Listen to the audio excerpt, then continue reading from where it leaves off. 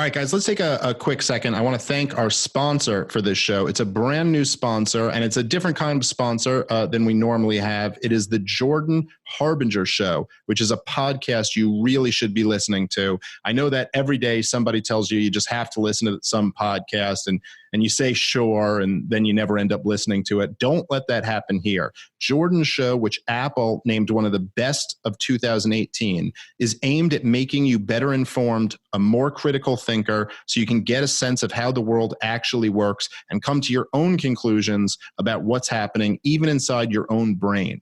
Each episode is a conversation with a different fascinating guest. And when I say there's something for everyone here, I really mean that. In one episode, Jordan talks to a hostage negotiator from the FBI who offers techniques on how to get people to like and trust you, which sounds useful and disturbing at the same time. It's kind of good to know these techniques so you can read them when other people are trying to manipulate you with them. Another episode tells a story of a cinematographer who discovered a lost city in the jungle and made one of the most important archaeological finds of the century. And there's a whole bunch more stuff like this, just really, really interesting topics, really fascinating guests. I really enjoy the show, and I think you will as well. Search for the Jordan Harbinger Show. That's H-A-R-B as in boy, I-N as in Nancy, G-E-R on Apple Podcasts, Spotify, or wherever you listen to podcasts. And I think you're really going to enjoy it. One more time, that's the Jordan Harbinger Show. Make sure to check it out. All right, let's get back into the show. Fill her up. You're listening to the Gas Digital Network. Hey guys, today's show is brought to you by Heshy Socks, my favorite socks on the planet. They have a brand new line of athletic socks, the perfect white sock. New style, but the same amazing feel. For those of you guys who are new to the podcast, why do I love Heshy Socks so much? Well, if you're tired of your feet hurting, maybe after a long day in dress shoes, maybe shoes that don't fit exactly the right way, try a pair of Heshy Socks. Go to heshysocks.com. They will solve this problem for you. Most fashion and dress socks are expensive, poorly constructed, and provide zero protection. Not Heshy Socks. Heshy Socks are cushioned in the heel, foot, and toe. They have arch support in the center so your feet don't slosh around in your shoes. They're designed to stay up so you don't have to pull up at your socks all day long. They're made with breathable Pima cotton, and they're antimicrobial to kill the stink. So go to heshysocks.com, heshysocks.com. If you enter the promo code PROBLEM30, you're going to get 30% off your entire order. Fashion, basic, ankle, athletic socks, they've got it all. heshysocks.com, promo code PROBLEM30 for 30% off. All right, let's start the show. We need to roll back the state. We spy on all of our own citizens. Our prisons are flooded with nonviolent drug offenders. If you want to know who America's next enemy is, look at who we're funding right now. Every single one of these problems are a result of government being way too big. You're listening to Part of the Problem on the Gas Digital Network. Here's your host, Dave Smith. Hey, what's up, everybody? Welcome to a brand new episode of Part of the Problem. Very happy to have our guest join us today, who is Chris Spangle. He is the host of the We Are Libertarians podcast, also a longtime member of the LP, and, you know, a libertarian commentator, much like myself. Thank you so much, brother, for joining us. Yeah, thanks for the invite. I appreciate it. Absolutely. So I had posted in the Mises Caucus Facebook group, asking, you know, because I've been thinking a lot lately about kind of the divide within the liberty movement, and I've been talking about it on the show quite a bit. And I was like, who would be a good person for me to talk to who's been critical of me or the Mises Caucus, Tom Woods, people like that. And Mark Claire, a mutual friend of ours, who I respect very much, was like, you got to have Chris on. This will be a really great conversation. And he, you know, likes both of us very much. So credit for this episode to Mark Claire from the Lions of Liberty, which is one of the best libertarian podcasts out there, or three of the best libertarian podcasts out there. And if you don't enjoy the episode, all the blame falls squarely on Mark Claire's shoulders. It's not me or Chris's fault. Don't do that. Put it on Brian McWilliams. Let's blame him. Okay, you know what? We're already starting with a point of agreement. We will blame Brian completely. Mark, you're off the hook. If you do like the episode, Mark gets the credit. If you don't like the episode, Brian receives all of the blame. There we go. So It's interesting. I was listening to a couple. I listened to a couple episodes of We Are Libertarians. I listened to episode 447, which is titled "How to Win the Culture War: Valuing Unity Over Disintegration," and episode 451, which was titled "Tweetgate: The Mises Caucus and Dave Smith." I'm going to, I'll link to both of those in the description. So if you guys want to, you can hear those episodes in their entirety and kind of, judge for yourself what, I don't want to misrepresent anything or take it out of context. But I will say one of the things that strikes me, and I noticed this when I had Spike Cohen on my show as well, is that there will be people like me and you who really have a tremendous amount of overlap in terms of what our views are, what our political beliefs are, and what our goals are ultimately, which I think both me and you, as you make pretty clear in the show, our goals are to expand the liberty movement, to see more liberty in real life, and, get more people interested in these ideas that we believe in. And yet we have many different kind of conclusions and cultural views on the current kind of dynamic of culture in 2020 America. So it's interesting to me to explore. Why don't we, before we even get into that, why don't you just, if anyone's not familiar with you or your work, why don't you just tell my audience a little bit like who you are, what the show is, and what you do? Sure. I appreciate that. And I couldn't agree with you more because I've been, listening to your show in preparation for this too, just so I didn't misrepresent you. And like I listened to the Hoppa and Malice episode, and there's a lot that we agree on, including the Pork Fest comments, which we can get to later. But I started out in talk radio in 2004, and I was a Republican, and I was a pretty hardcore Bushite at the time. But I was college Republicans in 2004 and almost got impeached because I didn't really give a shit about gay marriage. And I was like, this immigration plan, I don't see why this is a problem. So I started to see like little veins of things that I didn't agree with in the Republican Party. And then I found Ron Paul's campaign. The thing, like I had heard Neil Bortz talk about libertarian, and I worked on a campaign with a guy named Andy Horning who was a libertarian. And so like I started to hear the free market ideas, and all that started to appeal to me. But the thing that didn't make any sense was the non-interventionism piece. And Ron Paul in those debates and then studying him turned me into a libertarian. And so I started talking to the local Libertarian Party, and I was like, why are you guys not functional? Which has been a question of mine for about 15 years now. And they said, we don't have an executive director. And so I went and worked there for 4 years from 2008 to 12 in the Libertarian Party. And then I went from there to work for the Advocates for Self-Government as their marketing director in 2013, which are the quiz people. If you've taken the world's smallest political quiz, they're the ones who started that. And then now I left there and I work for a nationally syndicated radio show in the comedy world. And in 2012, I started We Are Libertarians, and I've been podcasting in the libertarian space since 2009. And we've had many different iterations of the show. And the current one is really talking about current events. And what I try to do is appeal to people who don't know what is going on. They know they're not Republicans. They know they're not Democrats, but they don't know what they're politically homeless.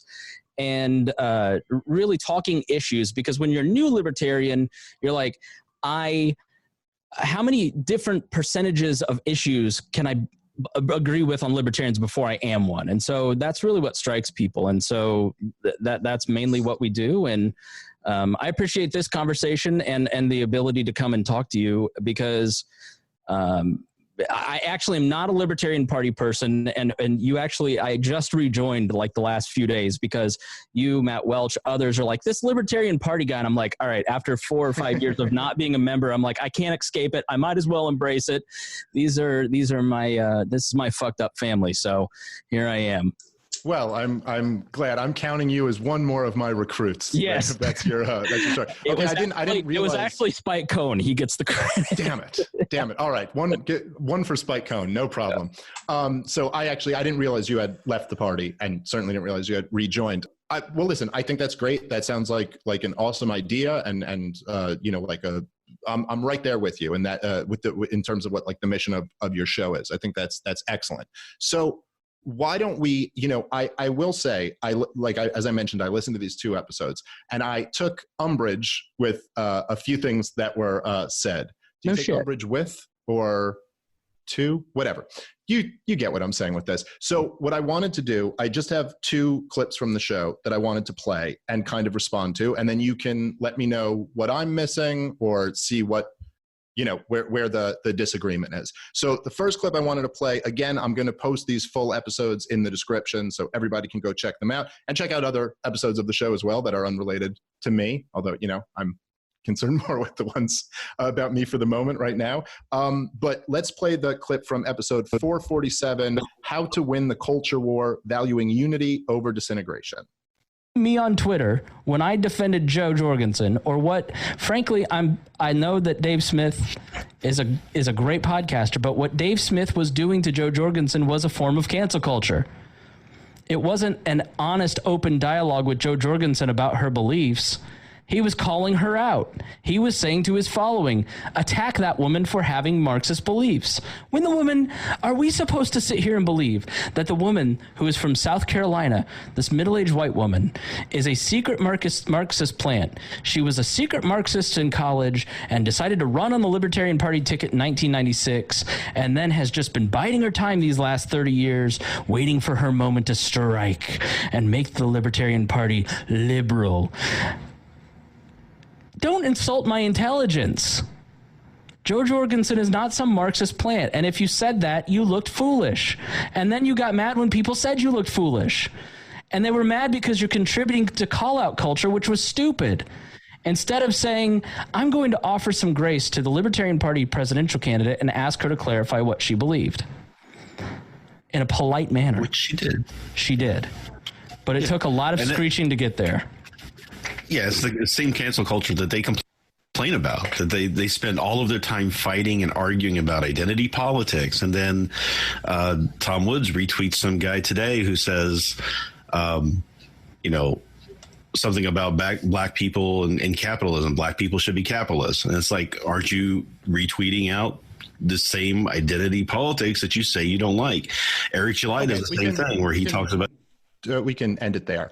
So let me say, as you said, if you said that, then you looked foolish.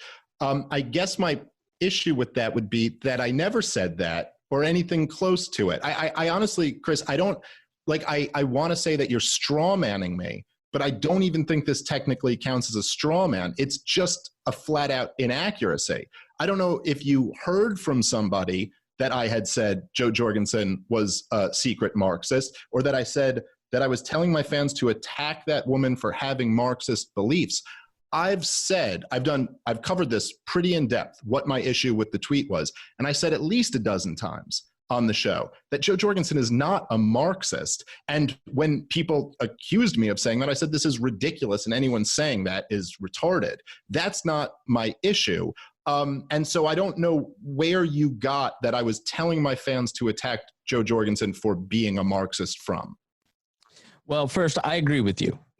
And let me just say, I'm sorry. I think as I've gone and done a deeper dive in preparation for this and thought more deeply about this stuff, that particular comment was not fair to you. And I think that my criticism of what I would say your faction, right, which I consider you to be a large voice in, and I can't imagine you disagree with that, is it kind of breaks out into 3 different camps. There is the podcaster class, you and Tom and Eric, and guys that do a lot of good and I have a lot of respect for, especially Tom Woods. Like I almost never say anything bad about Tom because I've learned so much from him. And then there is the institutions. There's the Mises Caucus and there's the Mises Institute. And what is typically done against that them is the lifting of quotes. I can't say that I've listened to your podcast a lot until the last 2 or 3 weeks. And so what you see is sort of the fakertarian stuff being pulled and the poll quotes. You see this or that. And you know how it is when you pull a clip or you pull an image or a tweet or whatever, you take it out of context and you present that as that just is who that person is, right? So, I mean, in the lead up to this, when you posted that I was coming on, that's what the Mises Caucus did in that entire thread. You know, he's just a left libertarian. Here's this thing from a different writer who's not, you know. And so it is easy to get an opinion formed of an organization or a podcaster based on a couple different things. First, other people's interpretation of that information, and it's easy to misinterpret that when you don't pay attention to what they're doing. Second is the people who have an axe to grind, the Mike Shipleys of the world who come after you because they don't agree with our fundamental beliefs, you know, in terms of like property rights. They're out for, they have a different game that they're playing. So I think it's easy to misinterpret what people say because of that third rung, which is you work in media, I work in media. And when you say something like that, I'll give you an example. The Hoppe episode with you and Malice, I had a completely different interpretation of what that was going to be before I listened to it and then after. So what I see from the outside perspective, who is not a part of the Mises Caucus and doesn't consider myself a part of that faction, is totally different than when I engaged in that content. What I heard was you interpreting Hoppe in a very succinct, clear way, and Malice making a lot of points that I was like, oh, yeah, I agree with that. And he's, you know, talking about a lot of things. There was a lot in there that I agreed with, for instance. But what you don't get that impression when it's extrapolated out, right? And so when you say something, if a broadcaster says something, they say X, it gets amplified over and over and over and over in Facebook groups, on Twitter, and it's that game of telephone that eventually starts to completely distort the message. And there are a lot of people who tend to twist things for their own personal gain one way or the other. So first, I apologize to you because that's what happened. I completely misinterpreted what you were saying about Joe. While I did take exception with your reaction to her, we can talk about that. Sure. But well, look, I appreciate that. I really do. And it's like water under the bridge. That's fine. It's like you got it wrong, and I appreciate the apology. It's just it gets frustrating because, as you mentioned, with this small group of people who come at me all the time, it's quite often the case that they will take the most controversial sentence that you said and try to and then flat out lie about it. And like you said, it's like this game of telephone. I saw someone sent me a clip the other day where it, like, when it gets to a point, someone called into it's Freedom Talk. There's the show in New Hampshire. It's like Free Talk Live. Free Talk Live. Yes. They called into Free Talk Live and they were like, I don't know, this Dave Smith guy is like, he's a complete neocon. I mean, he was saying that Chelsea Manning and Snowden should be locked up. And I'm like, dude, I've never even said anything remotely critical of Chelsea Manning or Ed Snowden or the other one was I guess Assange. These guys are heroes to me. Like I've never said anything. And so it comes back and I'm like, when I see the reflection, I'm like, I don't know who this person is, but it's definitely not me. So I appreciate that. Can I ask you something about that? Because I tend to think, because when I basically like, I support the idea of the Mises Caucus. I just don't think that they're living up to their promise. And we'll get to that. But sure. I tend to think that when I watch what you do on social media or what Tom does or Eric, it's easy to get that echo chamber starts to become your panel. Malice talked about Cernovich looking at his 600,000 Twitter followers and like you gather all this information. Is there a part of what you're doing where you're so constantly bombarded by criticism that that starts to become the lens that you're looking through? No, I mean, I don't think so. I mean, truthfully speaking, I'm not constantly bombarded by criticism. I go back and forth with people on Twitter. So I think people see that stuff. There's a group of about 10 people who respond to just about everything I tweet. Like almost every day they tweet at me. And I'd say, I mean, even if you ask them, if they're being honest, which I don't count on them to be, maybe about 5% of what they tweet at me, I'll respond back to. Right. And it is very much I was talking about this when I was on Kokesh's show the other day. it's very much within my personality to like, I'm open to the fight. Like if you want to come at me and mock me and call me names, okay, fine, let's do this. And I enjoy that in a weird way, probably more than I should. But I don't throw bombs at any of these other groups. You know, I remember this it's a random example, but Tupac, as I think of myself as the libertarian Tupac. So I remember Tupac said when he got shot like in the early 90s, like 5 times in New York City.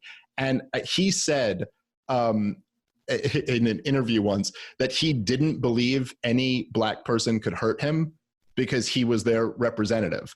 And he was like, I speak for you. So like, why I'm on your, like, I'm for your cause. So you would never shoot me. And Right. so he actually went to take the gun from the guy. Like he was like, you're not going to shoot me. And the guy shot him in the hand and then shot him 4 more times. And he was like, I can't believe it. These guys actually shot me. And truthfully speaking, I feel that way to some degree with libertarians. Like from the very beginning of this, I was like, well, the libertarians aren't going to have a problem with me. Like I speak for them. I'm nothing but their advocate. And so that was kind of my attitude in the beginning. When we first started supporting Jacob Hornberger, that's when I first started getting like this crowd known as the Loser Brigade, talking all this wild shit about me. And at the time, I used to go back and forth a little bit with them. Like they'd tag me in some of these groups on Facebook. I don't even know what any of these groups are, but they'd tag me in something criticizing me. And my attitude was always like, I'd treat them with nothing but like good intent. I'd say like, hey, listen, maybe you don't like me or you don't like Tom Woods, but take a look at Jacob Hornberger. I bet you'll like him. I mean, he's open borders. He's for, like all the, like, you're not going to find any of these issues with him. So go support that guy. I thought that, like, I didn't think it would go in the direction it did, but much like with Nick Sarwark, look, I wouldn't know who Nick Sarwark was to this day if he hadn't started attacking Tom Woods and Jeff Dice and people who I love in a vicious manner. I could not, this is the truth, okay? This is the extent of how involved in the party I am. I don't know the name of the current chair. If you put a gun to my head, I think there's a bishop in it. I can't tell you the rest of the name. If you put a gun to my head and said, name the chair before Nick Sarwark, I'm going to die. There is no chance I could tell you who the chair was before. And the same is true with this other group of people. I wouldn't know who any of them are, except that they launch these vicious attacks. And so, okay, I'll respond to them. And more so the fact that they attack people who I love, who I know are really good people and who are heroes of mine, that triggers me a little bit. But so that's more or less my take on the whole situation. That's the sense that I get. And I sense you're kind of searching for like, why am I being singled out in this way? Because it's got to be awkward and odd. Like, and so I feel you're fair and honest. Otherwise you wouldn't have Kokesh on, you wouldn't have me on. But that's part of the breakdown is that the Sarwarks and those of us who are outside of the, I heard you talk in your talk about being called a cult. And you're like, well, what are you talking about? Well, those of us who are outside of it, that third rung, that group of people that amplify what you guys say, they mimic that breakneck style and they beat the shit out of the rest of us. And then because they're usually anonymous Twitter account users, there's no accountability for those people. So people tend to just blame you and Tom and Eric because they're like, well, somebody's got to be responsible for this asshole who won't leave me alone. Because when you tend to criticize anything Mises or Ron Paul related, you get a swarm of several dozen, if not hundreds of Twitter accounts. And I don't know if you're aware of that, but that creates a tremendous amount of resentment. And I think what the Mises caucus is experiencing is resentment from people like myself who have been around for a long time that don't understand that resentment and just are caught off guard by the criticism. Okay, but in the same sense that in the clip that we just played, which I grant that you apologized for, and that's fine. But in the clip you played, what you explicitly say is like, hey, if you're getting criticism online, if people are saying what you said is stupid, maybe you should look at that and like take that in and go, okay, there are these people criticizing you. But then on the other hand, when other people get criticized online, it's like my fault that people, I understand you're not saying it's my fault. I'm not saying that's fair. I'm saying that's why you get to blame. this is the thing, okay? The people who go, it's like the Mises Caucus are like a cult, or they're Dave bots or whatever.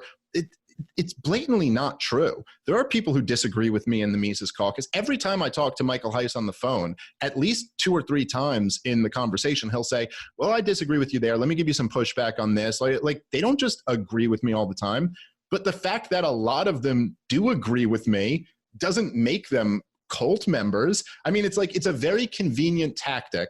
And it's a very convenient tactic to say, I'm going to challenge Dave on this. And then if someone agrees with Dave, well, they're just a cult member. But if someone agrees with me, oh, that's completely fair. And that just proves that I'm right and that Dave really should take a look in the mirror or whatever. I mean, that just seems like, to me, that seems childish and just it's a heads I win, tails you lose game. And look, in terms of like people being shitty on Twitter and YouTube comments, believe me, I've asked people not to be shitty in those environments. Twitter and YouTube comments are cesspools. That's kind of the nature of the world today. There are, by the way, to the Loser Brigade members who call me things like fucking Nazi sympathizer, or one of them said recently that I praise Holocaust deniers. Like, I'm a fucking Jew whose family was slaughtered in the Holocaust. If you're calling me that, I really don't care what you get back. Like you lose the ability to say, oh, people are being mean to me on Twitter. Like, you're engaging in that game. And if they give it back to you, I'm actually fine with that. But in general, if people are coming with good faith criticism, people shouldn't be shitty to them.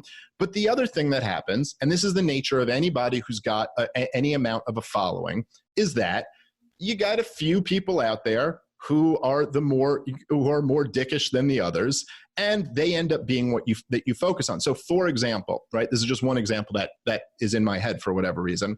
So I tweeted out something about when the feds were rounding up people in Seattle. Was it Portland? No, it was in Seattle when there were the Department of Homeland Security goons coming in and grabbing people. I tweeted something out very critical of that. And I was like, look, this is a really terrifying precedent to set. This is the worst way for the government to handle it, for it to be coming down from the feds. This is, even if you're critical of the riots, as I am, you got to have some concern over this.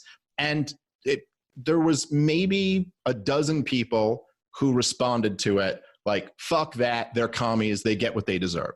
But the tweet got like 2,000 or 3,000 likes or something in that range. I don't remember exactly. And so a bunch of the Loser Brigader types started jumping on that, like, look, even when Dave's right, look at his fan base. They're awful. They just hate commies and they're just anti-left and they're authoritarian and all of this. But they're looking at the dozen people who said this and ignoring that, like, you could, with a stronger argument, look at that and go, oh, look, thousands of people agreed with what Dave said on this. So it's just a very convenient, very dishonest, like line of attack, in my opinion, to kind of say, okay, yeah, look, there are going to be some people out there, and that's not what I promote, but that's the internet. All right, guys, let's take a quick second. I want to thank our sponsor for today's show, which is Yo Kratom. It's the world's best value in Kratom, shipped right to your door, no questions asked. They have a $60 kilo, which is unheard of in the Kratom world. If you don't know what Kratom is, don't even worry about this ad. But if you're over 21 and you enjoy Kratom, go to yokratom.com, celebrate your freedom, and get yourself a $60 kilo. It's unheard of, as I mentioned before. Yokratom.com is one of the biggest sellers of Kratom nationwide, and they made yokratom.com so you can buy directly at wholesale prices. This is quality Kratom. We've heard feedback from the fans. They'll confirm it's solid. And like I said, it's the only place where you can get kilos for $60. So last time, if you're currently a fan of Kratom, go to yokratom.com and get yourself a $60 kilo. All right, let's get back into the show. 10 to 20% of any audience that I've ever worked with of any size is just fucking insane. Like, literally just batshit crazy. And I think one of my goals in coming here, because there's a very real danger for me coming here, because if you see the Mises Caucus group, it's like I've been working to build a brand for 10 years from scratch, no funding from anybody other than my listeners. And there's a very real chance that the 10 to 20% of insane people in your audience network affect me into just being the next Sarwark or part of the loser brigade. And that's not why I'm here. I genuinely care about the libertarian movement, and I think you do too. Otherwise, you wouldn't be having these conversations. And part of what I want to get across to you and to some of the other Mises Caucus guys is that your message is being completely obliterated by the people in your camp, that it's not a few dozen people, like it's hundreds of people. So we just did a survey of our audience. We've got this new project that we're working on, and we did a survey, and like of 100 people. And it's literally like 3 pages of highlights of the reason I don't want to be a libertarian is because of the abuse, because of the alt-right paleos, because of the racism in the comments that go unchecked. And I'm certainly not holding you accountable for anything that like an individual says on a comment section on Instagram, for instance. That's insane. But there is some effect in an audience. When you do the loser brigade stuff, other people feel licensed to do that sort of thing, and they don't do it as well as you. And they feel a sense of permission that I can abuse somebody who seems left, right? It then becomes a cudgel that they use to attack other people. And so I've just learned over time with my audience, because I used to pick a lot of fights too. Like, name a libertarian, I fought with them. Never do a podcast in the middle of a divorce. I have a lot of mea culpas to make. I'm starting with you. But I have a responsibility to try and build a movement that is more open to people that don't share my experience. And if I have any criticism of the Mises Caucus, it is that they tend to look at people who don't share their experience and dismiss that and say, we don't want them to be a part of this movement. And that's where it becomes very difficult to do my job, to go out and talk to people who, go look at any post on any libertarian think tank yesterday about women's suffrage, and you see the just misogynistic shit that is said on those posts, and you click on those accounts and you look and you see Rothbard, Mises, Dave Smith, Tom Woods. And so people eventually start to draw the conclusion that you guys support that kind of stuff. And then they start to look at the comments, the fakertarian comments, and they start to draw conclusions. And that I think, if I were to lay anything at your doorstep, it is how you build an audience with some of that stuff, because the punching the enemy, the turning the left libertarian into an enemy thing, you do it with skill because you're a skilled communicator and a comedian, but it gives license to other people that take it so far. And I'm talking to thousands of people take it so far that they eventually are hurting your reputation. They're hurting the effectiveness of the caucus, and it's becoming, then they don't get checked, right? Then there's well, fuck those guys. They're all just losertarians anyways. They're LOL libertarians or whatever they're called. And it starts to diminish your credibility and your effectiveness. And I think that's what's happening. Yeah, but I mean, I don't know, to say that it's like this is going to lead to a whole bunch of people being turned off and it diminishes my credibility. I got to say, I don't really see it. I think that, look, personally, my influence and credibility, I think, has done nothing but go up every single year. And I've got lots of metrics, just like Spike Cohen. I've got lots of metrics that indicate that. And if what you care about is the liberty movement, as you said it is, and I believe you, I have a tough time believing that a lot of these other types who criticize me, the dozen of them or so, actually care about the liberty movement. These are people who want whatever they deem to be the right paleo libertarians, which I guess they would consider me one of. And look, I don't really consider myself a right-wing libertarian. I don't consider myself right. I actually agree with Walter Block. I think we're kind of the third leg on the stool, and there's a lot that distinguishes us from both the left and the right.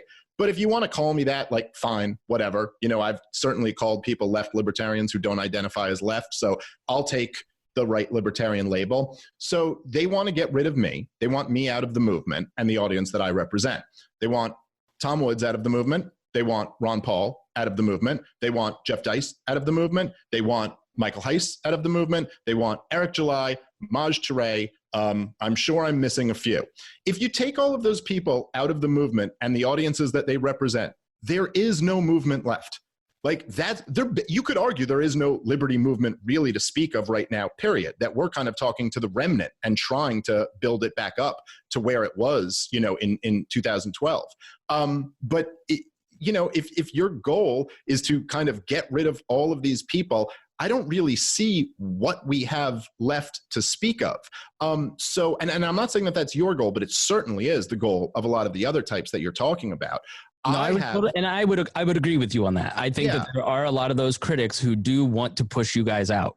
Yes, listen, I have basically, and the funny thing, so I started this show in late 2012, and I don't even know if those episodes are up in the archives. I think it's in 2013 when we went to Stand Up Labs when we started. I don't even know if we saved those old episodes, and there was like no audience. I built this thing up year over year. So I came in right as the liberty movement was dwindling. Right as things were kind of, Ron Paul left presidential politics and there wasn't nearly as much energy. And I have been bringing in thousands and thousands of people to the liberty movement since then. I have gotten Mises and Rothbard and Tom Woods and Bob Murphy and all these people, their books in the hands of a lot of people. That's been my goal is always to spread the liberty movement. And then for the last year or so, I've really made a push for people to join the Libertarian Party. And that's when all of this stuff happened, because it's not so much. I think there's a lot of people who enjoy their little comfortable positions in the Libertarian Party and didn't like that there's a lot of other people coming in and bringing new people in. And look, no question, are some of them a little rough around the edges? All right, sure. I'm very willing to have very uncomfortable, very politically incorrect conversations and to try to find truth within those areas. And I'm not saying that I defend some random misogynistic comment, but if we're talking about women's suffrage, I'm fine with questioning what the actual results of that were. I'm fine with questioning in general expanding voting rights and whether this is actually that good, whether it's really a good thing for libertarians for libertarianism to have more democracy. Does that really help? Is it really worthwhile for us? Look, when you have someone like Bernie Sanders proposing voting rights for felons and violent felons, is that something libertarians should really be for? Violent criminals having a say in how their fellow neighbor is ruled certainly doesn't seem to me like something libertarians should be for. And I'll tell you, much like Ron Paul, and this is what I wish, I really try to smack this into a lot of the LP types' heads. The only time there was a liberty movement in my lifetime was when Ron Paul was willing to say the bravest, most courageous things to a room that he knew very well might boo him out of that room. And what I see from libertarians a lot these days is trying to say the thing that couldn't possibly get you booed out of the room. And listen, just like with Ron Paul, people respond to courage. They respond to somebody who believes in something and is willing to take the name calling. Like, okay, yeah, Ron Paul's a traitor to his country because he doesn't support the troops, because he said, you know what, they hate us because of what our troops have done, not because we're free. And I am just not willing to lie in order to say something that will make sure that I'm not called any of the names. I enjoy going into controversial areas. I saw Spike Cohen, this is something you tweeted actually, that Spike Cohen's response to what we should do about cutting welfare. And what he said was, he goes, well, look, here's the truth. And I know this from going door to door. Nobody wants to be on welfare. No one wants to be on welfare. People want to work. And it's just that government makes it so hard for them to work. And that's why they end up being on welfare. That sounds really nice. It's a really nice sounding thing to say. And I wish that was the world. But it's not. It's just not. And I don't know how, I'm not from, I remember on the show I listened to, you said that you're from, an area that's like 95% white and that it wasn't until later in life that you got out. I grew up in Brooklyn in the 90s. I know, listen, it's not that everyone fits into these groups. I've known black nerds and white junkies. I know one black dude who was my best friend in the 5th, 6th, and 7th grade went to Harvard. My sister's best friend, this girl is now identifies as a guy. I've just grown up knowing a lot of different people. I also knew a lot of people from the hood. if you think there are no people who want to be on welfare and who are gaming the system and brag about it, it's like, it's a nice thought. It's just not true. It's just not reality. And people, if you say things like that, you get attacked a little bit more and criticized. But I don't care, because I'm willing to tell the truth. My mother was she's a psychologist. She was in the 90s. She worked in a hospital. I don't want to give out too much of her information, but she worked in a hospital in one of the worst areas in New York City, one of the highest crime areas. And it was, in the 90s, I mean, crime was through the roof. It was a fucking nightmare. She would see children and their parents and determine whether or not they need to be taken away by the state. It was and made like no money while she was doing it.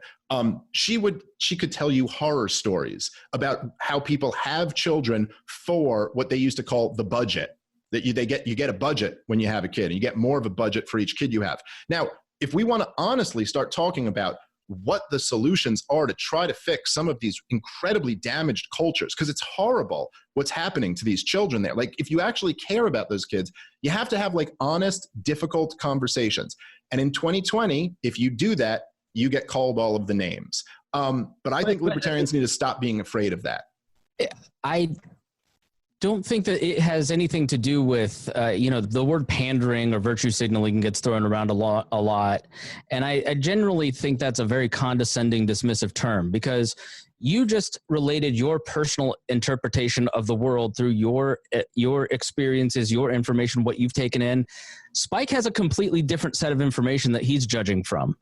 And that is... Yeah, but we're talking about objective reality. I mean, it's not as simple as like my interpretation or Spike's interpretation. Spike said no one wants to be on welfare. That is like an objective claim that is objectively false. So yes, you're right. We have different perspectives, obviously. I'm just talking about what is objectively real and what is not. Now, that's not to say that it's fair for me to say, everybody wants to be on welfare, or I think that's very much true. And by the way, I agree with Spike's policy proposals. Like, absolutely. Let's make it much easier for people to, be entrepreneurs and get jobs, and let's not criminalize things that shouldn't be criminalized. Let's not make them jump through hoops.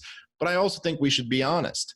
And I agree with you, and I'm probably guilty of accusing other people of pandering. I know when people accuse me of pandering to the alt-right or whatever, which I think is absurd.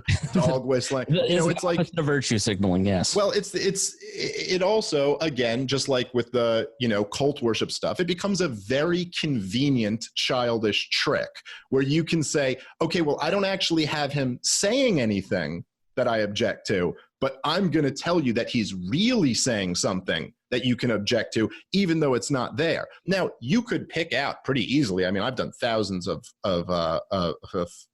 interviews and podcasts and all types of different things. And, certainly, almost 1,000 episodes of Part of the Problem. I forget exactly where we are. But you could, I'm sure, find 5 or 6 different things that a right winger would like, or, a lot more than that. But you could find things that I've said that a right winger would like. But you could also find a lot of things that I've said that a right winger would hate. And you can say, like, all Dave cares about is bringing in, alt-righters or whatever. Okay, but I also go on Jimmy Dore's show. I just went on Ben Burgess's show. I've gone on Rogan's show 4 times. I'm trying to bring in anybody I can. I'm actually pretty good at messaging libertarianism to the left as well. So I don't know. I get your point on that. But whether it's pandering or not, just to kind of come back full circle to what we were talking about, my issue with the Joe Jorgensen Black Lives Matter tweet never had anything to do with her being a secret Marxist. And in fact, the Marxism of the organization Black Lives Matter is really the least of my concerns right now. Like, I don't really care that much. I mean, I did one episode with Pete Quinones about the Marxist organization. I think it's an interesting topic to know a little bit about, and libertarians should know about this stuff. But really, that's not my issue. And when Joe Jorgensen says she's supporting the movement, not the organization, I'm like, okay, I can understand that.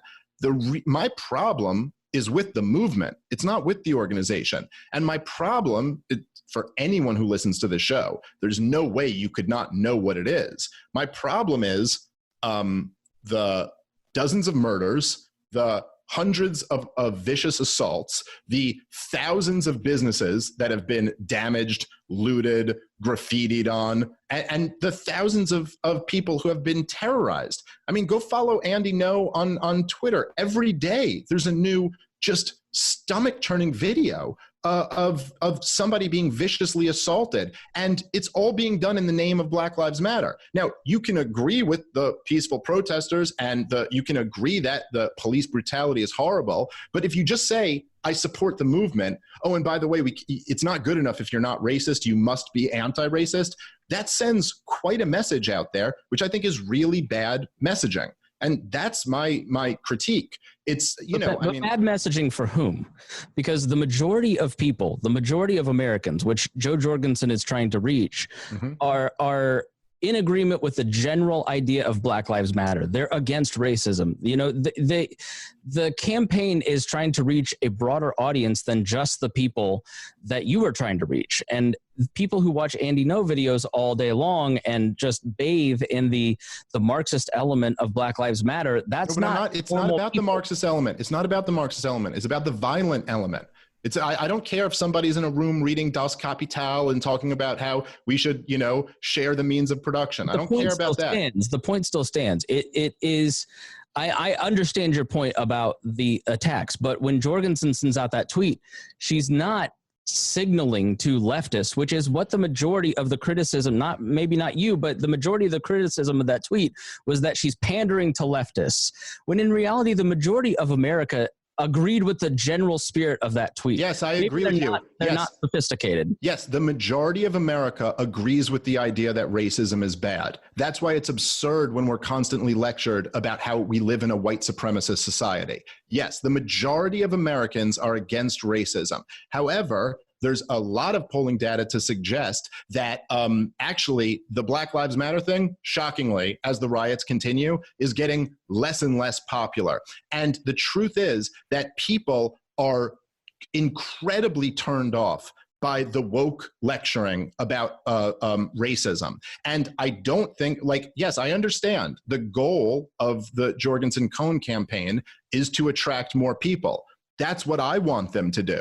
The reason I'm criticizing them is I think they're doing a very bad job of it. So I want to go back to the Libertarian Party stuff. I want to jump back because this is, you said that you don't know much about the Libertarian Party, and you basically said Ron Paul is the Libertarian movement, and that's just not true. Well, no, but hold on. What I said was that the only time we had a really substantial movement going in this country was when Ron Paul was running for president. And I do believe that's true. Okay. All right.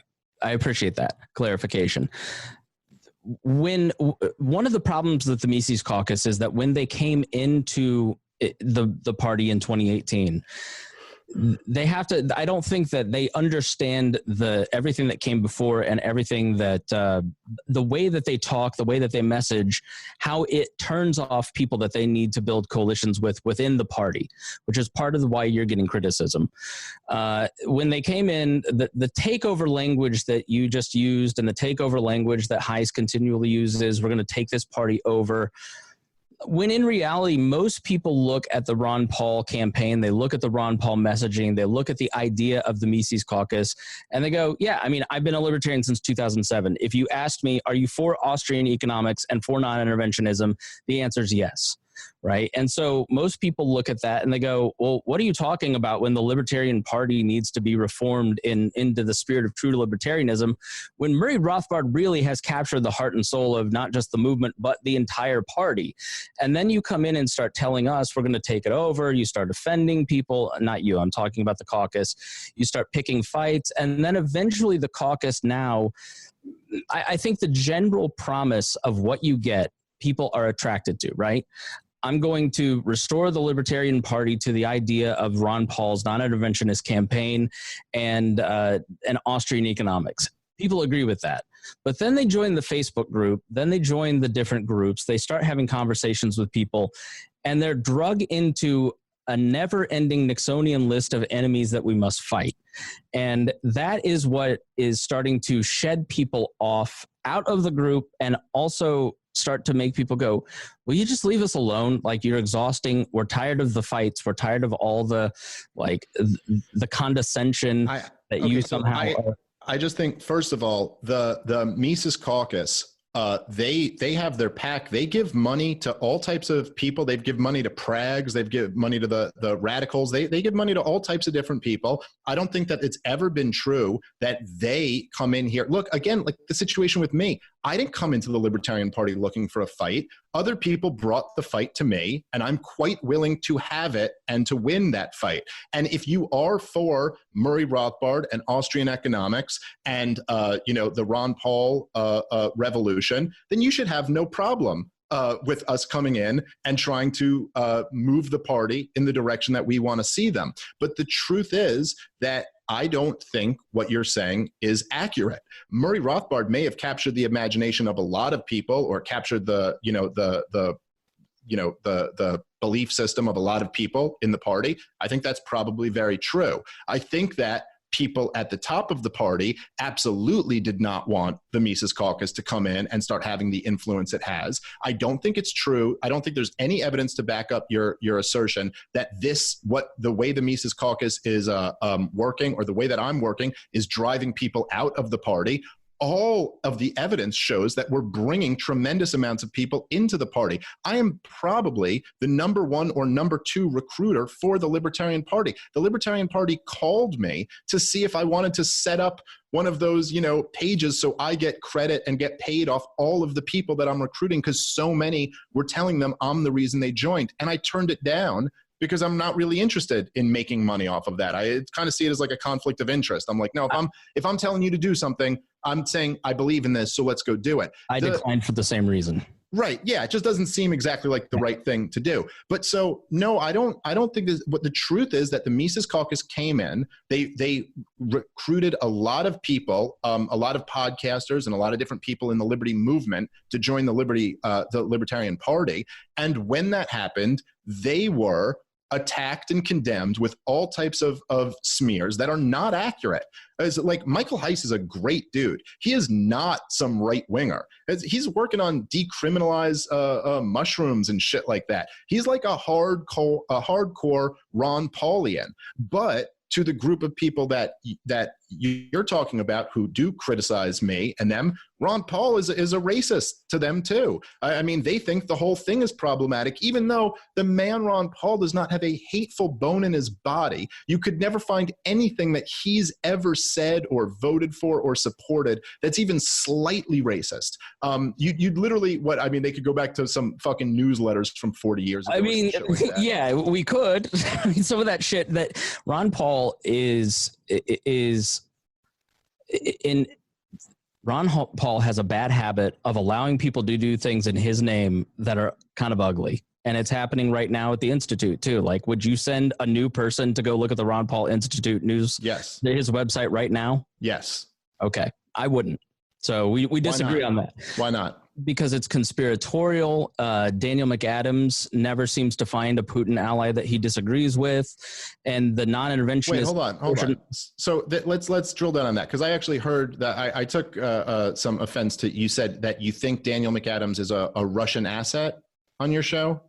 Daniel McAdams right now is running around calling Students for Liberty in Europe a CIA asset, a CIA plant, because they're trying to expand voting rights in Belarus. Okay, that sounds a little bit conspiratorial. So does calling him a Russian asset.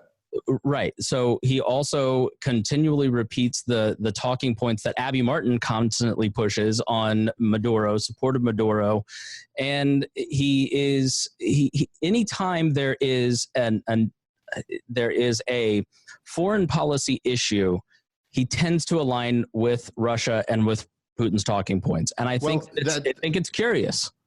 Oh, okay. I mean, but that's like almost like, okay, so you could, like, if we were in 2003, you could like accuse Ron Paul of being a Saddam Hussein asset, because he always seems to be taking the same side as Saddam Hussein. I mean, Both of them don't want the U.S. military to overthrow Saddam Hussein. So this is, I mean, this is like not a very strong argument. Yes, Daniel McAdams is clearly against the U.S. empire. And so when they're vilifying their next potential target, he's usually on the side of saying that there's a lot of propaganda here and this isn't right. Now, he has a view that I don't really agree with, that we basically just shouldn't criticize the governments that the U.S. is targeting for whatever reason. I don't necessarily agree with that, but I certainly see the point that he's making. Like, yeah, I agree that you can make the point, but the difference, like in the Ron Paul Institute's recent criticism of Joe Jorgensen's campaign, and Adam Dick, who when he writes stuff, you have to like really fact check it. Like, your criticism of Jorgensen is totally genuine, totally valid from your perspective. And that isn't always the case with the people that are currently writing for the Ron Paul Institute. Well, that's my point. Okay, well, hold on. I just want to finish the last point, just to make the point that I think Daniel McAdams is making, which is that if, let's say in 2002, as there's the buildup to the war in Iraq, and you're a libertarian with like a libertarian publication, maybe you're a writer for Reason magazine, and all of a sudden you start writing all of these pieces about how illiberal Saddam Hussein is, and how he's a brutal dictator and he oppresses his people, and how he's the enemy of libertarians, but which, all is true.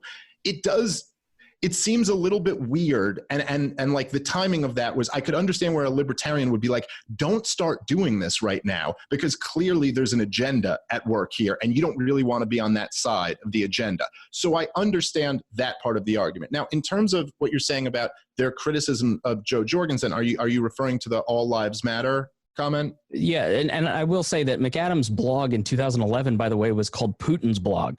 Like, he does have a track record with Putin. Like, I'm just saying there's something off there, and Ron Paul is a person that I respect, and I look at this stuff and go, what?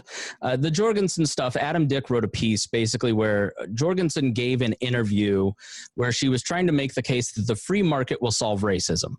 And that I played the clip on the show. Yeah. Right. And their interpretation with a headline, which was then copied by InfoWars, was that she was saying private business owners must fire anybody who That's not what the headline said, though. That's not what the headline said. We can go look at I'll read the headline. But pull up the headline. The headline misinterpreted what Jorgensen was actually saying. Okay, well, Chris, I mean, look, I read the article. I know the one you're talking about. The video was in the article. So it's not as if they wrote something up about it drastically misleading. I think the video said she praises a company who fires women for saying all lives matter. Who actually clicks and reads? That's not the point. People don't actually click and read, which is the point of doing a misleading headline. Well, no, if the headline is clickbaity, the point is to get people to try to click on it. The point is not to have a clickbaity headline that people don't click on. But the headline certainly, listen, I'm just saying, if you're going to criticize people for misrepresenting something, in the same breath, you shouldn't misrepresent it. So if you're saying that the headline was, Joe Jorgensen says companies must fire people for saying all lives matter, I mean, you can look it up right now, but I'm Libertarian Party presidential candidate praises company for firing woman who posted all lives matter on Facebook. Right. That is very different than saying she said they must fire people for saying all lives matter. And by the way, if you listen to the video, it's not really that inaccurate of a description. Now, what we did on our show was we played the clip. We let the audience decide and said, man, it sure does sound like she's praising this company for doing this. Now, I got to say, Chris, I mean, that is not nearly as misleading as you saying on your show that I was telling my fans to attack Joe Jorgensen for being a secret Marxist. I mean, that seems to me like maybe, listen, I might grant you, maybe it's a touch. Like if I was the editor there, I'd say, why don't you make the title Jorgensen seemingly praises company? Because that's my point. But Dave, why would Adam Dick, why would the Ron Paul Institute, a libertarian think tank, take the most destructive or unforgiving version of that and make that their headline? What if we're all in the same movement together? You clearly. So why are you posting on your, why are you saying on your podcast that I said things that I straight up never said? People make mistakes. I don't know. Maybe you don't have to have the worst interpretation of it. It does. If you listen to what Joe Jorgensen says. How many mistakes do you need to consistently make though? Like this is a constant, this is what I'm talking about with the Ron Paul Institute. It's a consistent thing. Daniel McAdams is constantly doing the most. Why would they intentionally misinterpret the Libertarian Party presidential candidate's headline if they're a libertarian? Well, I don't think they're intentionally misinterpreting it. If you listen to what she said, she's listing a whole bunch of acts by the market that she is praising, and she throws in there this instance as well. I think anybody, any libertarian, like any of us, at the best case scenario, if you saw that, would be like, Joe, what are you saying? This is insane. Like, going back to what you said, you when you talk out loud and do as much broadcasting as you and I do, or as Joe Jorgensen is right now, you're going to say things that don't always line up, right? So why would we cherry pick that and highlight that and put a big bright red line around it? Because what's the virtue of that? Because it seems insanely, like at best, insanely tone deaf, and at worst it seems like she is actually praising this company for doing that. And to be honest, it wasn't really clear which one it is. Right now in the country, okay, there are a lot of forces at work other than just the state and the state apparatus. And the truth is that the entire right half of the country and about 50% of the left half are terrified of this kind of cancel culture thing, where you can literally be just some lady and say all lives matter and be publicly humiliated and ruined. And that's a terrible thing to happen to somebody. And so if you come out and you bring it up and you're kind of like, yeah, I'm on the side of that happening, that is a good reason for people to want to criticize you. And she certainly made it sound like she was saying that was a good thing. Like, I don't know, that woman who tweeted All Lives Matter or Facebook posted All Lives Matter, maybe she was like a shitty person, or maybe not at all. Maybe she was just some lady just saying a fairly, normal thing that a lot of people say. A lot of people on the right half of the country say All Lives Matter. A lot of people on the left half say Black Lives Matter. You don't have to have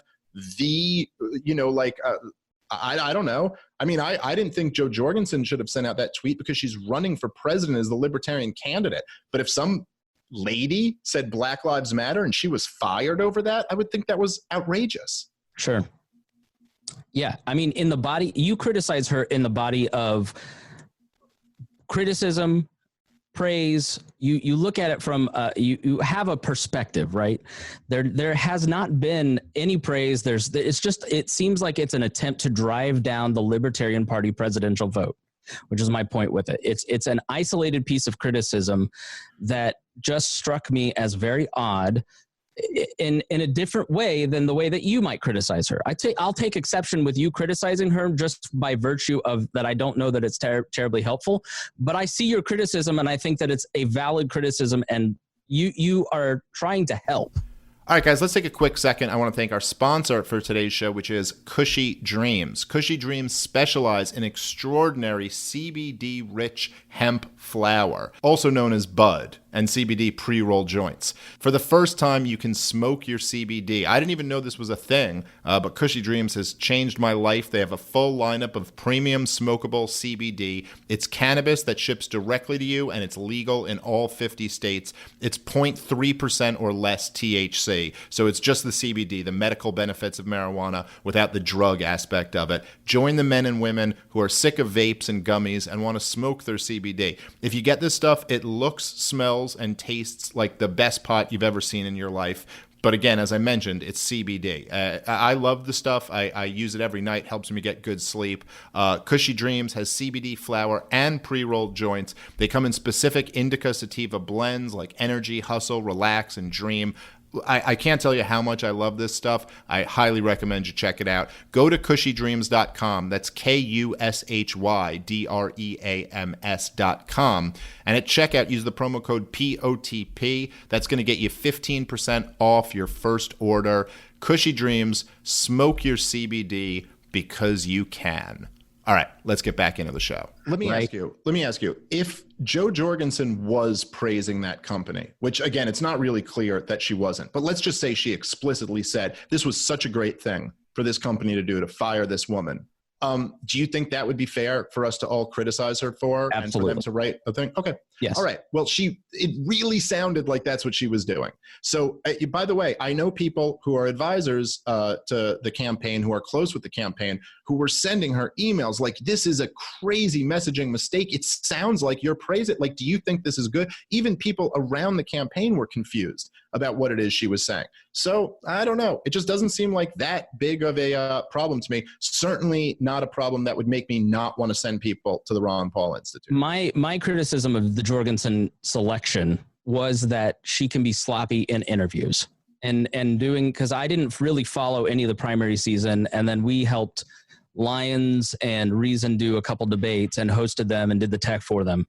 And she has a tendency to kind of lose her train of thought and kind of wander off, and that can be a problem as they start to get into interview season. Yeah, well, I agree. I mean, I think the heart of the problem is that, like, look, she's just not that great of a messenger. And that's a really big problem when really all we have is the message. I mean, the likelihood of Joe Jorgensen getting, 63 million votes and becoming the next president is, let's say, very small. Really what you have out of these campaigns is you want to spread a message and introduce people to these ideas in a compelling way. And I just think that she's not the best person for that job. Now, that being said, when she first won the nomination, I publicly congratulated her. I had her on the show. I still to this day praise them when they do good. In fact, I think their campaign, I think, tweeted out like an ad that me and Malice were like going over, like what the best ad for them is, and we were praising her for their Bring the Troops Home ad. I thought was really well done. I just think that, number one, I don't think it helps the movement at all or helps any of our own credibility if we just get into this kind of like, well, I'm not going to say anything bad about the Libertarians for the whole campaign. The reason why people like Libertarians, the reason why people listen to me and you and people like us is because they count on us to tell them the truth. And so I think that's the best thing for all of us, is to continue to tell people the truth. And number two, when you're in the middle of a full-fledged culture war and you dive into that culture war, you can't be completely tone deaf, and you have to be aware of the possibility that you're going to turn off an entire side of that culture war, which I don't think is a good idea. So I guess my pushback on that would be is that, again, that network effect, one of the biggest, like over the last 3 weeks, specifically since your criticism of Jorgensen, whenever We Are Libertarians, for instance, post something pro Jorgensen or anything with Spike or Joe, all of a sudden it is hundreds of comments of how they're horrible candidates. People shouldn't vote for them. And don't you see that in and of itself is probably more damaging to the movement or to her vote totals?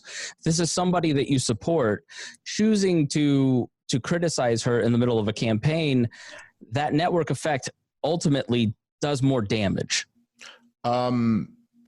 So does it do more damage to her if I criticize her than if I shut up and don't say anything negative to her? Probably. Yeah, like probably it does.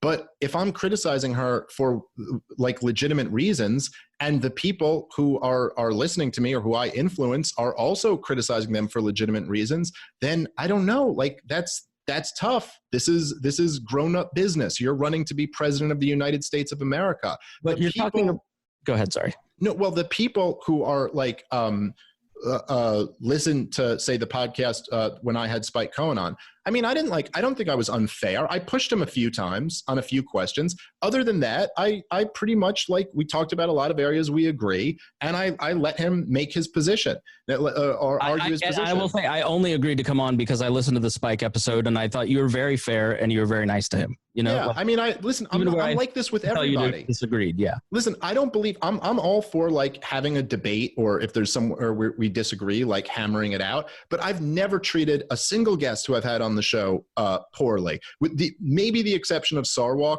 who I was pretty aggressive with him, but it was a little bit personal between us. And even him, I was friendly with him. By the end of the show, we had a nice conversation off air. It's not like, it wasn't like I don't know. I believe treating my guests kindly when they're on the show. Also, the difference with Sarwak was it was like billed as a debate. Like, we're going to hammer these things out here. But yeah, I mean, look, a lot of people didn't like the messaging that they heard from Spike. And I got to say, I understand why. Look, there is this kind of, whatever you want to call it, like the kind of social justice-y, progressive narrative that really dominates our society. It is the narrative that you hear coming out of both political parties. You hear it out of the entire corporate press. You hear it out of every major corporation. You hear it in academia. You hear it in Hollywood. And there's a lot of people who are really over it, and they think it's bullshit. And I kind of tend to agree with them that it is. You know, Spike Cohen had a Facebook post the other day about how we're watching the beginning of a transgender genocide.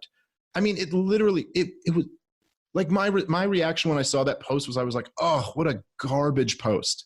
So misleading, so dishonest, so, you know, and he said basically there's been like 25 transgender people who were murdered this year, and that was the number for last year. So we basically, the amount of transgender people who have been killed this year has already equaled last year, and we're only in August. So he has this long post about how cisgender people have no idea what it's like to be murdered for who they are, but transgender people are being murdered for who they are. But 2020 will be remembered for us watching the beginning of a transgender genocide. And it's like, dude, he provides no evidence that these 25 people were murdered because they were trans, just that 25 trans people were murdered. The crime rate is way up across the country. The number of transgender people who identify as transgender goes up every year. This could easily account for what we're seeing. And to say 25 people being murdered is the beginning of a genocide is just all, it's like to people who are sick of this narrative, that shit turns them off.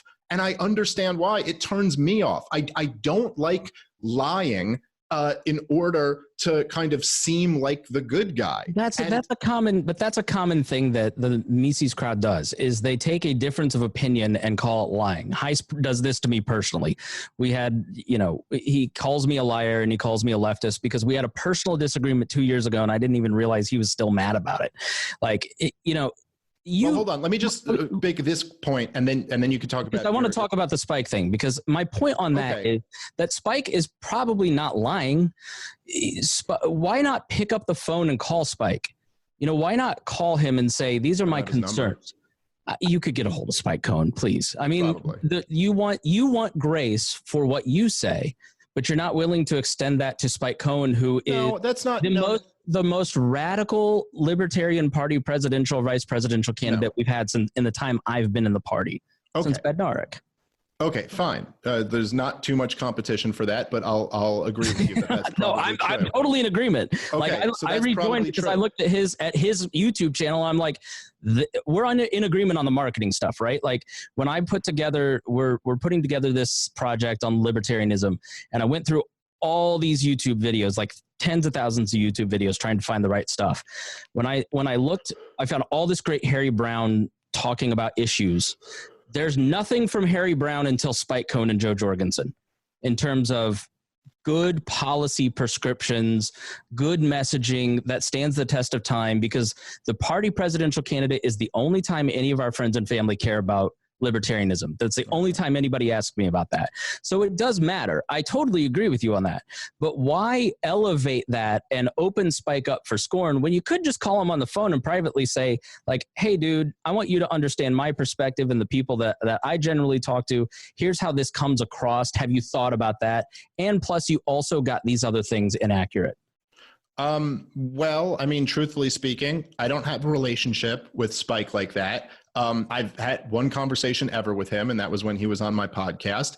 And it seems pretty clear to me that he does not see the cultural views the way I do. And so the reason I'm bringing it up is literally in direct response to you saying, look, there are all these people who are turned off by Spike Cohen, and I'm explaining the reason why and giving a little glimpse of why it is that the way he's messaging turns people off. Now, what people if people want to have a big liberty movement again, like we did under Ron Paul, what people are going to have to understand, and this is going to be a bitter pill for a lot of the more left libertarians to swallow, is that you're going to have to find a way to not turn off the entire right wing of the liberty movement, if you will. Ron Paul, by the way, was perfect at this. And because of that, they all call him names. Ron Paul was perfect. Ron Paul was kind of like, hey, you can have your identity as like a bleeding heart leftist, or you can have your identity as like a social conservative. And I've got a pure libertarian message that can appeal to both of you guys. When Spike makes posts like this, he literally eliminates half of the audience. In fact, I think a lot more than half, because truthfully speaking, I think there is a reason why every libertarian outside of the LP who runs for politics runs on the Republican Party. I actually think it's really bad politics to turn off the entire the entire group of people who are revolting against this dominant intersectional narrative in favor of the ones who are adopting it, because I think there's a lot less people who are going to be sympathetic to our message in that group. And this is kind of a point that I'm sure you've criticized me and Tom for making, but we will point out the fact that of those loser brigade types who are criticizing us, none of them have a following to speak of. And they hate every libertarian pretty much who's got a big following. And that is, I think that in itself should show you that, like, yeah, you know what? Maybe if we want to have a movement at all, we're going to have some voices who are more in that camp. But part of the reason, though, is that out of the Ron Paul movement, it was Tom Woods, it was the Mises crowd that got into social media, got into new media before anybody else did. I mean, that was, and the Ron Paul campaign inspired a lot of that media. But Ron Paul's message was, again, foreign policy and Austrian economics. It was not cultural issues in the way that we're talking about it. And if you go and look at the playlists on Mises on their YouTube channel, in 2013, it's Austrian economics, it's foreign policy. And then over time, especially through the Trump era, it shifts towards cultural issues. And I think our focus and our constant conversation, and I've definitely been guilty of this, because we talk current events and we want to talk what everybody else is talking about, trying to help people understand their reality. Our focus on cultural issues, as Trump has made cultural issues so much more predominant, is what's turning people off. Okay, so I think the message of libertarianism appeals to everybody. It doesn't just appeal to right-leaning people.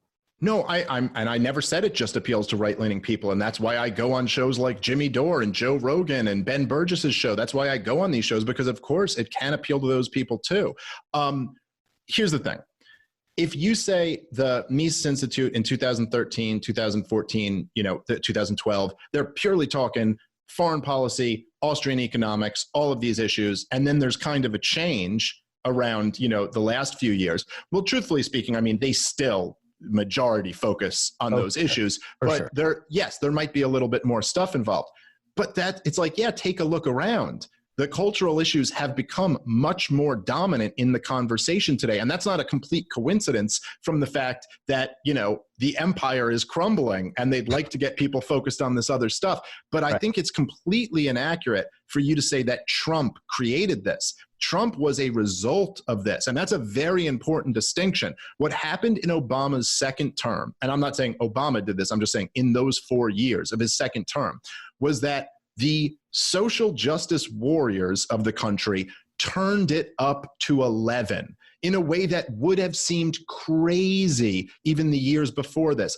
There's Jonathan Haidt has done a really great job of covering this, and he traces it all back to right around 2013. There was this, before that year, you did not see college students medicalizing why right-wing speakers could not speak on campus. I'm saying you saw them protesting it, but you didn't see them saying, I'm the victim of assault or trauma because this person spoke. You did not see people being fired from their jobs. Regular people, not like people in the spotlight, fired from their jobs for saying really benign things that just might be a little bit culturally to the right. You did not see people getting kicked off of social media. You didn't see voices being... This is a new phenomenon. The culture war has been brought to us libertarians, whether we like it or not. Now, there is... So Trump is in many ways a response to this, a response to... Look, what happened was the first black president in the United States of America got reelected. Barack Obama got elected and then reelected,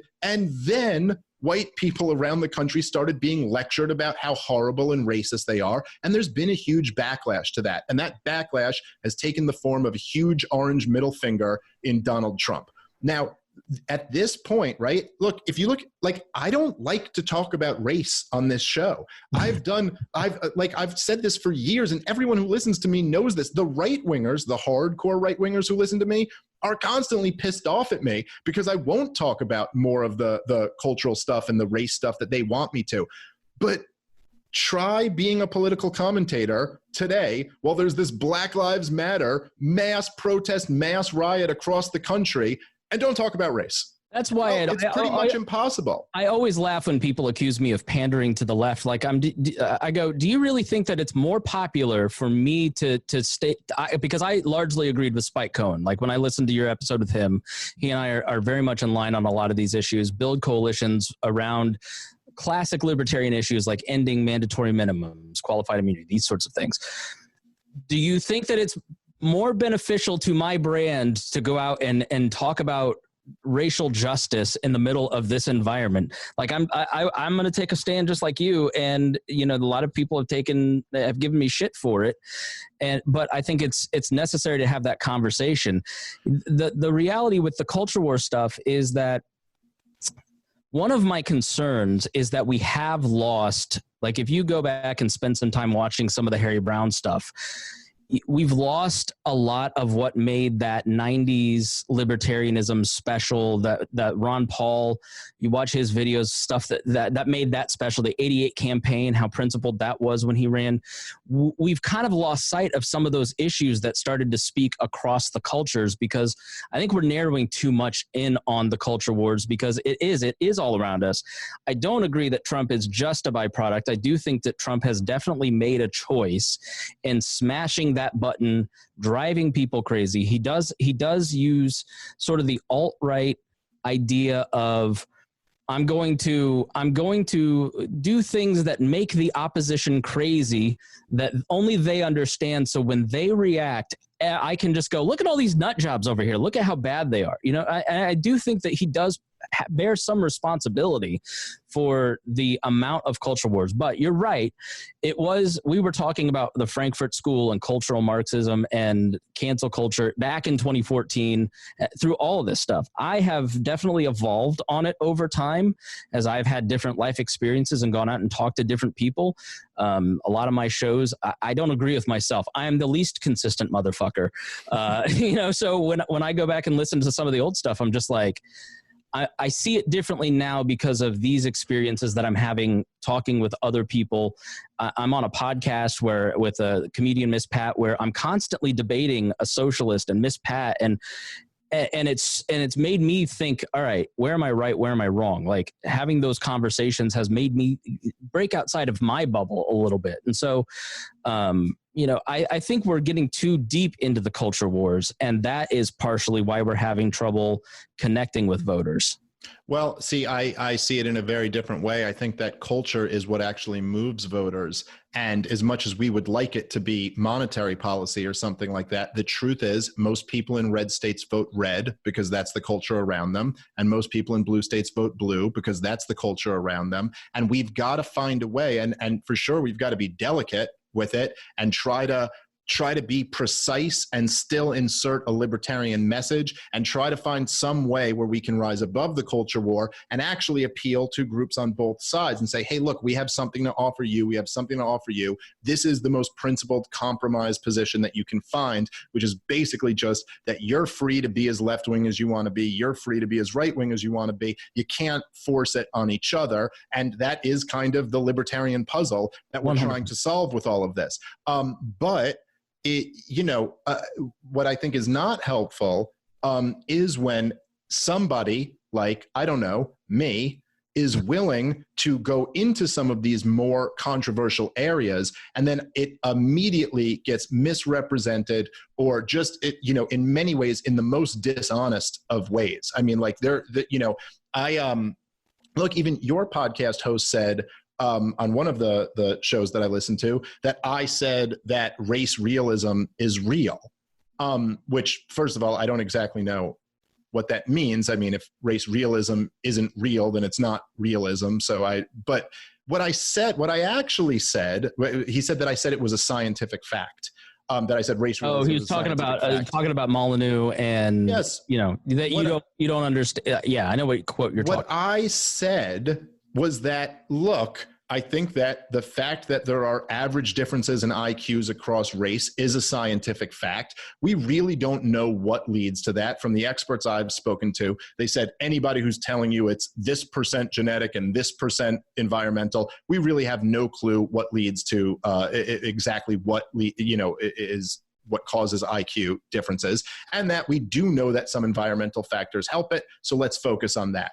That's more or less what I said. I've never done a podcast on race and IQ. I really stay away from the subject. I'm not particularly interested in talking about it. Why do you stay away from the subject? I mean, you know that what you just said is problematic. Like, don't you? What's problematic about what I said? Do you don't understand how that's going to be taken? That particular idea. I don't care. What did I say that's wrong? I don't know. Actually, I don't know enough about it to argue with you about it, but okay. I know that it's going to be taken, okay. Right. I know it makes you uncomfortable. I get it. It makes you uncomfortable. It's an uncomfortable thing. You're collectivizing people and applying IQs to groups of people. Like that is. I'm not applying IQs to groups of people at all. I'm commenting on something that is a scientific fact. I'm not saying that it's not due to environmental conditions.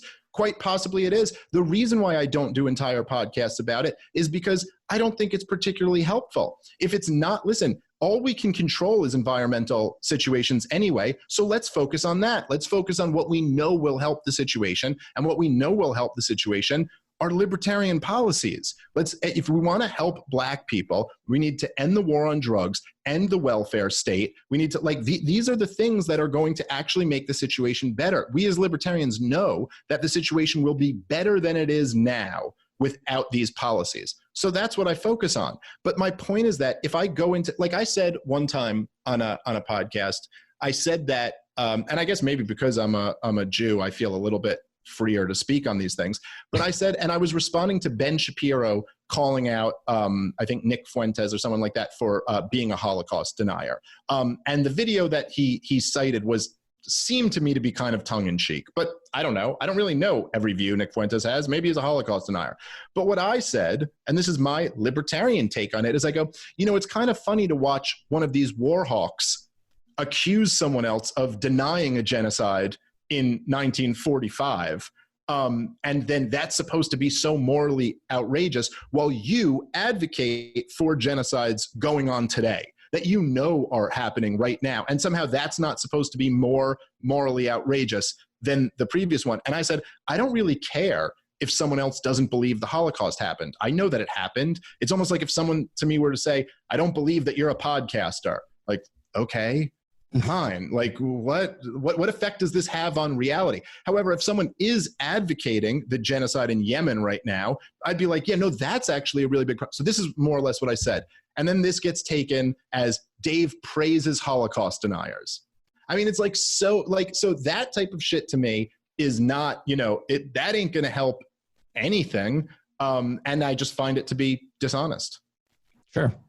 But that happens on the other side, right? Like that's like you and I both know that you watch, just in the coming days, they'll take something I say out of this podcast, and it will be, for years, it will be some joke or it will be, and I've seen it happen when other people come on your show, right? Or when you debate Sarwark, right? Like Sarwark's an idiot for saying the Cheney thing and rightly deserves to be teased for it. But it doesn't become an intellectual exercise of refuting him for why that's wrong, which is what you do. You try to lead and say, like, don't just sit there and mock the guy. Here's why you're wrong. Here's why I disagree.